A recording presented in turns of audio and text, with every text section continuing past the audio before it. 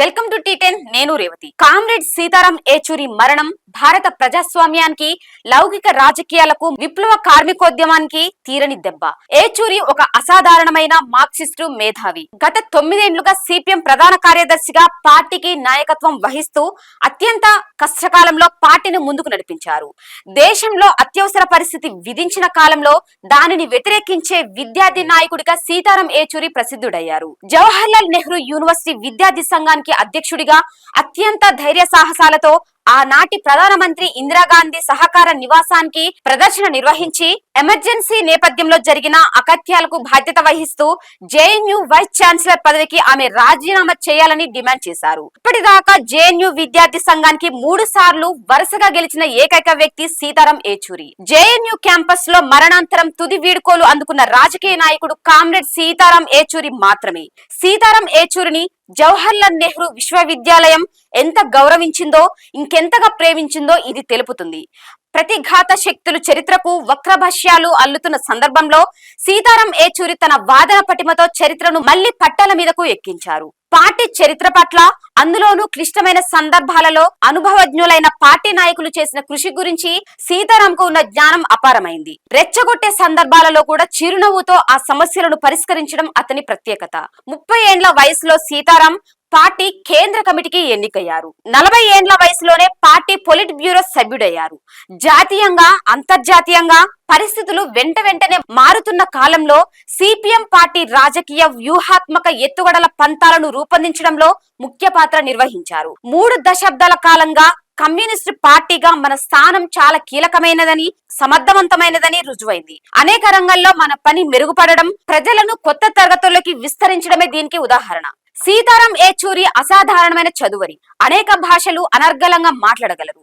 ఆయనకు భారతదేశ చరిత్ర, భారతీయ సమాజం, సంస్కృతి, రాజకీయాలు, అలాగే వర్తమాన పరిమాణాలు, అంతర్జాతీయ సంబంధాలపై లోతైన పరిజ్ఞానం ఉన్నది. అతని ప్రసంగం తీరు అద్భుతం. ఉపన్యాసాలు, సందేశాలు అన్ని వేళలా పెద్ద మోతాదుల్లో శ్రోతలను ఆకర్షించేవి. మార్క్సిజం, లెనినిజం, గతి తార్కిక భౌతికవాద సూత్రాలు సాధారణమైన వ్యక్తికి కూడా అర్థమయ్యేటట్టు వివరించగల సామర్థ్యం గలవారు సీతారాం. పార్టీ తరగతులు బోధించాలని మరీ ముఖ్యంగా విద్యార్థులు, యువజనులు కోరేవారు. ప్రజలకు విజ్ఞానం కల్పించడంలో కలిగే ఉత్సాహాన్ని ముందుకు తీసుకెళ్లడానికి లెఫ్ట్ వర్డ్ బుక్స్ ప్రచురణ సంస్థకు ఫౌండర్ డైరెక్టర్ గా పనిచేశారు. కామ్రేడ్ సీతారాం పార్లమెంట్ లో ప్రజల తరపున ఉన్న నిజమైన ప్రతినిధి. రాజ్యసభలో సభ్యుడిగా ఉన్న 2 పర్యాయాలు దేశంలోని సామాన్యులను, పేదలను వేధించే సమస్యలు లేవనెత్తే సభలో చర్చ జరిగేటట్టు చేసేవారు. నిజానికి అట్టడుగున అణగారిన ప్రజల పట్ల ఉన్న ఆవేదన యూపీఏ 1 హయంలో కనీసం ఉమ్మడి కార్యక్రమం రూపొందించడంలో ఆయన చేసిన కృషి కనబడుతుంది. రాజ్యసభ చర్చలో కామ్రేడ్ సీతారాం జోక్యం చేసుకోవడానికి సభ యావత్తు ఆసక్తితో గమనించేది. తరచుగా సభాధ్యక్షుల నుంచి ప్రశంసలు వచ్చేవి.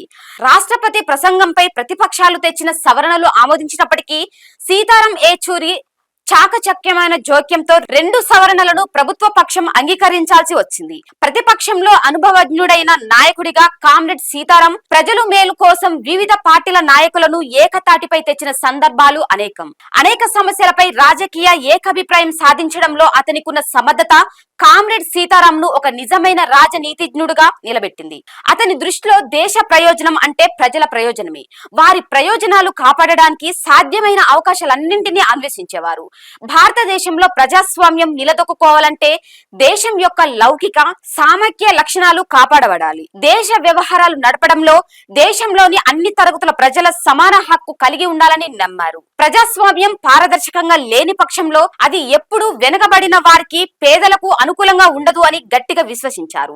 ఆర్టికల్ 370, సిఏఏ, ఎలక్టోరల్ బాండ్స్ మొదలైన సమస్యల పట్ల సిపిఎం వైఖరిని పార్టీ ప్రధాన కార్యదర్శిగా దేశం ముందుకు తీసుకురావటంలో చివరికి సుప్రీంకోర్టు వరకైనా వెళ్లటం ఏచూరికి ఉన్న అంకిత భావాన్ని తెలుపుతుంది. భారతదేశ సమాఖ్య నిర్మాణాన్ని సమర్థించడంలో దృఢంగా నిలబడ్డారు. రాష్ట్ర ప్రభుత్వాల అధికారాలు, ఆర్థికాలలో కేంద్రం చొరబడుతున్న నేపథ్యంలో జంతర్ మంతర్ దగ్గర కేంద్ర ప్రభుత్వానికి వ్యతిరేకంగా కేరళ నిర్వహించిన నిరసన కార్యక్రమంలో వివిధ జాతీయ పక్ష రాజకీయ నాయకులను భాగస్వామ్యం చేయడంలో ఆయన కీలకంగా ఉన్నారు. కేరళ సీఎం కు సంబంధించి సీతారాం ఏచూరి రాజకీయ నిర్మాణ విషయాలతో పాటు అన్ని విషయాలలో సహాయపడేవారు. సిద్ధాంతం పట్ల స్పష్టత, పార్టీ పట్ల అతనికి ఉన్న అంకిత భావం నిజంగా వెలుగుబాటన నడిపించేవి. కేరళలో ఎల్డీఎఫ్ ప్రభుత్వానికి సంబంధించి గత 8 ఏళ్లుగా అతను చేసిన మార్గదర్శకత్వాన్ని మద్దతును ఎప్పుడూ గొప్పగా చెప్పుకుంటాం. అతను లేకపోవడం నిస్సందేహంగా మాకు తీరని లోటు. సిపిఎం కేంద్ర కమిటీలోను పొలిట్ బ్యూరోలోను కామ్రేడ్ సీతారాం ఏచూరితో కలిసి పనిచేయగలగడం వ్యక్తిగతంగా నా అదృష్టంగా భావిస్తాను. అతని కొలిగ్గా కామ్రేడ్ గా అతని నుంచి తెలుసుకోవాల్సింది, నేర్చుకోవాల్సింది చాలా ఉంది. వ్యక్తిగతంగా తీవ్ర నష్టం వాటిల్లిన సందర్భంలోనూ ఆరోగ్యం క్షీణిస్తున్న నిర్వర్తించారు.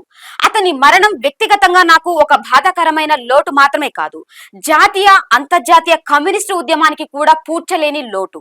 ప్రజాస్వామ్యం, సమాఖ్య భావన, సోషలిజం, లౌకికవాదం కామ్రేడ్ సీతారాం ఒక పెట్టని కోటలా ఉండేవారు. సృజనాత్మకమైన అతని ఆలోచనలు దేశానికి సంబంధించిన అనేక విషయాలలో ఏకాభిప్రాయ సాధనకు ఉపయోగపడేవి.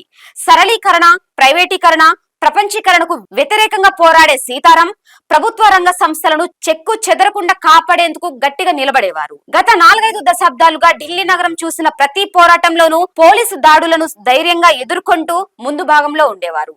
రైతుల పోరాటం మొదలుకొని సిఏఏ పోరాటం దాకా ఇటీవల జరిగిన అన్ని పోరాటాలలో ఆయన ముందు వరుసలో ఉన్నాడనే విషయం అందరి దృష్టిలో ఉంది. తన స్థానం, ప్రాముఖ్యత మీద ఆయనకు స్పష్టత ఉంది. అతని ప్రసంగాలలో 2G కుంభకోణం నుంచి పరమాణు ఫ్యాక్టరీల దాకా విస్తృతంగా అనేక అంశాలు ఉండేవి. యూపీఏ 1 హయాంలో సమాచార హక్కు, విద్యా హక్కు, ఆహార భద్రత పథకాల రూపకల్పనలో కామ్రేడ్ సీతారాం నాయకత్వ పాత్ర వహించారు. ఈ నయా ఉదారవాదం యుగంలో కార్మికులకు, రైతులకు సంబంధించిన సమస్యలపై ఏచూరికి స్పష్టమైన అవగాహన ఉంది. ఇటీవల సంవత్సరాల్లో వారి దుస్థితిని ప్రధానంగా దేశం ముందుకు తీసుకురావటంలో అతని ప్రమేయం చారిత్రాత్మకమైనది. ఎన్నికల రంగంలో ఫలితాల సాధనలో మనది వెనుకడుగైనప్పటికీ క్షేత్రస్థాయిలో మన పోరాటాలు విస్తరించాయి. వాటి ఫలితంగా స్వాతంత్ర భారతదేశంలో మొదటిసారి పాలక వర్గాలకు అతి ఇష్టమైన 3 వ్యవసాయ చట్టాలను వెనక్కి తీసుకోవాల్సి వచ్చింది. మరణానంతరం శాస్త్రీయ దృక్పథానికి కట్టుబడి ఉన్న ఏచూరి జీవిత పర్యంతం అనుసరించిన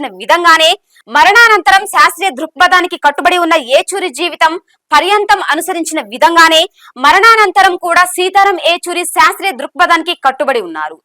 పరిశోధన స్ఫూర్తిని ఎలుగెత్తారు. ప్రకాశిస్తున్న నక్షత్రం ఇప్పుడు సైన్స్ లో విశ్రాంతి తీసుకుంటున్నది. ప్రియమైన కామ్రేడ్, నీకు ఇవేనా అరుణారుణ వందనాలు అంటూ ఏచూరితో తన అనుబంధాన్ని, అభిప్రాయాన్ని కేరళ సీఎం పినరై విజయన్ రాసుకొచ్చారు. ఇది ఇవాల్టి న్యూస్. చూస్తూనే ఉండండి T10.